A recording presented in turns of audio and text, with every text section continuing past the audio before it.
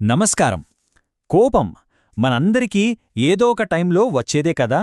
కాని అసలు దాన్ని ఎలా అర్థం చేసుకోవాలి, దాన్ని ఎలా జయించాలి? ఈరోజు మనం శ్రీ స్వామి శివానంద బోధనల ద్వారా మన లోపలున్న ఈ శత్రువుని ఎదుర్కొనే మార్గాల గురించి తెలుసుకుందాం. భగవద్గీతలోని ఈ మాటలు చూడండి, సూటిగా సత్యాన్ని చెప్తున్నాయి. కోపమంటే ఓ క్షణంలో వచ్చిపోయే ఫీలింగ్ కాదట, అది మన లోపలే ఉన్న ఒక పెద్ద శత్రువు అని హెచ్చరిస్తోంది. సో మన ప్రయాణం ఇక్కడ్నుంచే మొదలవుతోంది. మరి ఈ అన్వేషంలో మనకు దారి చూపించేది ఎవరో కాదు, శ్రీ స్వామి శివానందగారే. ఆయన బోధనలు తెలుసా, లక్షలాది మందికి వాళ్ల లోపలున్న శాంతిని కనుక్కోడానికి హెల్ప్ చేశాయి. ముఖ్యంగా ఈ కోపాన్ని జయించే విషయంలో ఆయన మాటలు చాలా పవర్ఫుల్.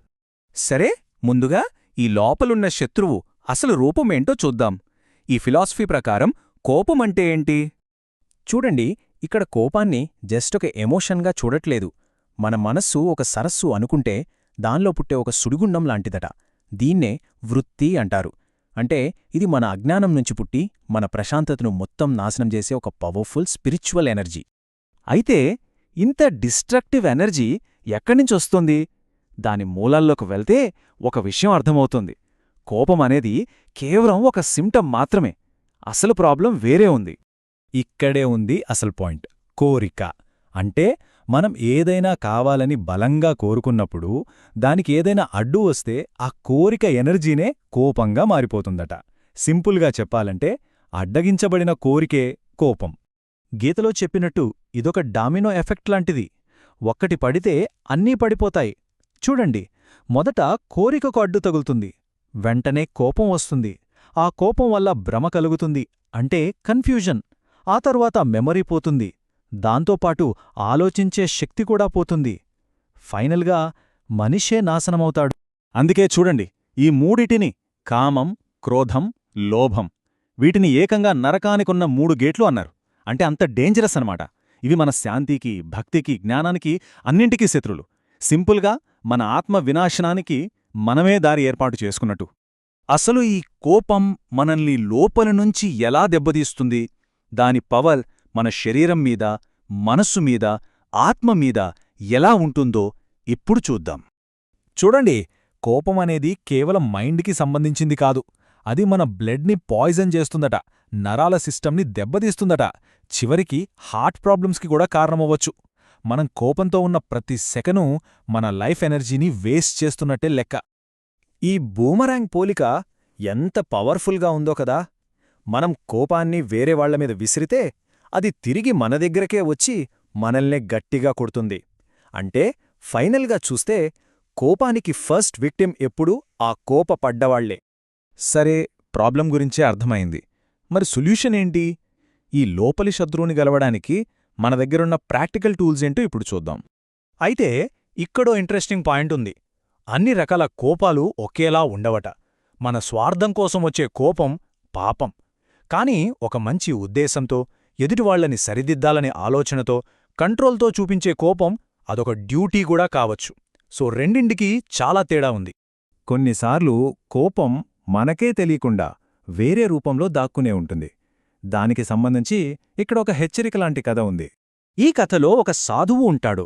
తను కోపాన్ని పూర్తిగా జయించేశానని చెప్పుకుంటూ ఉంటాడు.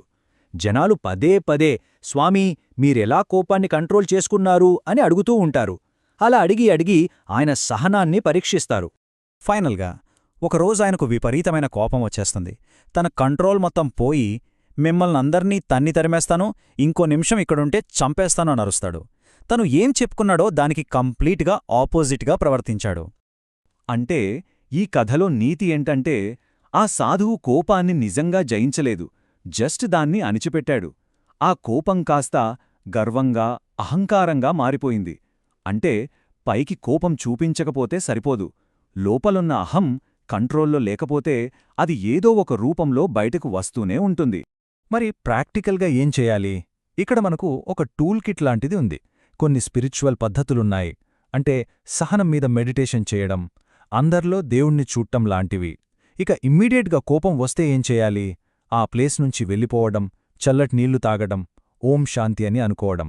అలాగే లైఫ్ స్టైల్లో కూడా కొన్ని మార్పులు చేసుకోవచ్చు. అంటే మౌనంగా ఉండటం, మంచి సాంగత్యంలో ఉండటం లాంటివి లాంగ్ రన్లో చాలా హెల్ప్ చేస్తాయి. ఇంత కష్టపడి ఈ లోపలి యుద్ధంలో గెలిస్తే మనకు దొరికే బహుమతి ఏంటి? అదే అల్టిమేట్ పీస్. ఆ స్థితి ఎలా ఉంటుందో చూద్దాం. భగవద్గీతలో నిజమైన యోగి ఎవరో ఎంత స్పష్టంగా చెప్పారో చూడండి. ఈ శరీరాన్ని విడిచిపెట్టే ముందే, అంటే బతుకుండగానే కోరిక, కోపం వీటి ఫోర్స్ని ఎవరు ఆపగలరో వాళ్లే నిజమైన యోగి. వాళ్లే ధన్యులు. ఇక్కడొక అద్భుతమైన కాన్సెప్ట్ ఉంది. మనం కోపాన్ని నాశనం చేయక్కర్లేదట, దాన్ని సరిగ్గా కంట్రోల్ చేస్తే చాలు. అది ఓజస్సు అనే ఒక పవర్ఫుల్ స్పిరిచువల్ ఎనర్జీగా మారిపోతుంది. అంటే డిస్ట్రక్షన్ నుంచి క్రియేషన్కి మారినట్టు. ఈ ఓజస్సు శక్తి ముల్లోకాలను కూడా కదిలించగలదంటారు. సో ఫైనల్గా ఎవరైతే ఈ కోరిక, కోపం నుంచి బయటపడి తమ మనసుని అదుపులో ఉంచుకుంటారో వాళ్ల చుట్టూ దైవానుగ్రహం ఎప్పుడూ ఉంటుందట. వాళ్ళొక లోతైన ప్రశాంతతలో, దైవానందంలో ఉంటారు. అదే ఈ సాధనకు దొరికే అసలైన ప్రతిఫలం. ఈ మొత్తం విశ్లేషణను ఒకే ఒక్క ప్రశ్నతో ముగిద్దాం. ఈ బోధనల ప్రకారం కోపమనేది జస్ట్ ఒక సిమ్టమ్ మాత్రమే. మరి అలాంటప్పుడు అసలు యుద్ధం మన కోపంతోనా, లేక ఆ కోపానికి కారణమవుతున్న మన అటాచ్మెంట్స్తోనా? ఆలోచించండి.